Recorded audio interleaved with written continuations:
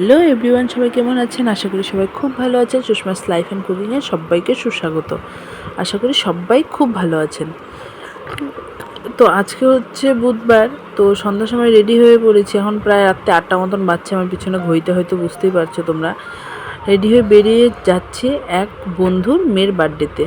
মানে বন্ধু আমার তরফ থেকেও, পূজার তরফ থেকেও, হ্যাপির তরফ থেকে। অ্যাকচুয়ালি হ্যাপির তরফ থেকেই চেনা পরিচিত, ভাইয়ের মতন, বন্ধুর মতন, খুব ভালো রিলেশন। তো তার মেয়ের আজকে জন্মদিন, তো বাড়ির সবারই নিমন্ত্রণ আছে। কিন্তু তোমরা তো সবাই জানোই হ্যাপি ব্যাপি কেউ যায় না, আমাদের দুজাকেই যেতে হয়, দুই ছেলেকে নিয়ে।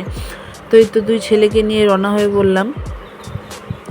তো গিফট তো কিছু কেনা হয়নি, তো তার জন্য ফার্স্টে ভাবলাম গিফট কিনে নিই। ছোটো বাচ্চা তো কী দেবো, মানে 4-5 বছর বয়স। তো ভাবলাম একটা স্কুল ব্যাগই দিয়ে দিই।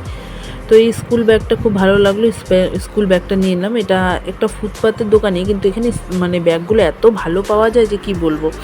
সবসময় ফুটপাতের দোকানে যে খারাপ জিনিস পাওয়া যায় সেটার মানে কিন্তু সেটা না। তো এই ফুটপাতেও কিন্তু খুব ভালো জিনিস পাওয়া যায়। তো এই ম্যাকোলিয়াম স্কুলের সামনে যারা আলিপুরদুয়ারে থাকো তারা জানতেই পারবে। তো এই ব্যাগের দোকান থেকে একটু এগিয়ে গেলে এই যে এখানে অনেকগুলো গাছের দোকান। তোমরা তো জানোই আমি গাছগাছালি পছন্দ করি। তো গেছিলাম একটা টব নিতে, কিন্তু টব পাইনি। তারপরে কিছু দূরে গিয়ে একটা শপে এই টব পেয়ে গেলাম, যে টবটা চাচ্ছিলাম। দেখো একটা সুন্দর টব দেখাই তোমাদেরকে, টবটা কি সুন্দর না? তো আজকের ব্লগটা বেশি বড় না, ছোট্ট একটা ব্লগ, কারণ আমিও একটু ব্যস্ত আছি। তো সেই কারণে হচ্ছে মানে ভিডিও করতে পারিনি আজকে। তো কেন ব্যস্ত সেটা অবশ্যই জানাবো। তারপরে যে চলে আসলাম ওদের বাড়িতে গিফট দিয়ে, যে এই পুচকি মেয়েটার জন্মদিন। তো সানভি মেয়েটার নাম। তো অনেকটা দূরে ছিলাম আমি, কারণ কেক কাটছিল, সবাই সামনে ছিল। তো কেক টেক কাটা হচ্ছে। তো আমার ভিডিওগুলো যদি তোমাদের ভালো লাগে অবশ্যই লাইক কমেন্ট শেয়ার করো, এবং আমার চ্যানেলটিকে প্লিজ একটু সাবস্ক্রাইব করে দিও। তো বাচ্চা মেয়েটা কেক কাটুক, কেক কাটার পরে হচ্ছে আমরা ডাইরেক্ট গিয়ে খেতে বসে পড়বো, কারণ বেশি একটা দেরি করব না। বললাম না আমরা দুজনেই এসেছি, এসেছি। তো এসেছি সেহেতু বেশি দেরি করলে একটু অসুবিধা হবে বাড়িতে যেতে। আর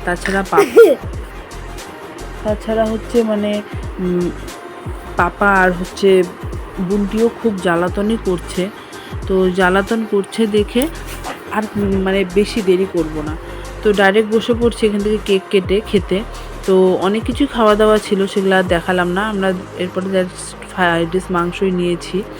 তো ভাত, ডাল, মাছ, অনেক কিছুই ছিল, সেগুলো কিছু আর তুলতে পারিনি, কারণ পাপাকে ফোনটা দিয়ে রেখেছিলাম, নাহলে খাওয়ানো যাচ্ছিল না ওকে। তো এই তো খাওয়া দাওয়া করে নিলাম। খাওয়া কিন্তু কেউ ওয়েস্ট করবে না।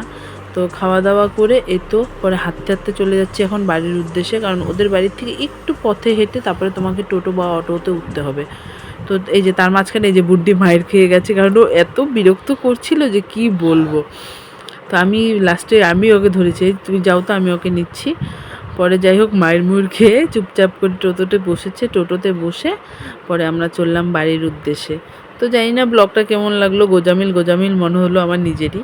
তো যাই হোক, যেরকমই হয়েছে প্লিজ তোমরা একটু দেখে নিও। তাহলে আসতে হবে, আসি। সবাই ভালো থেকো, সুস্থ থেকো। দেখা হবে পরের ভিডিওতে। ততক্ষণের জন্য টাটা বাই বাই, আবার যেন দেখা পাই।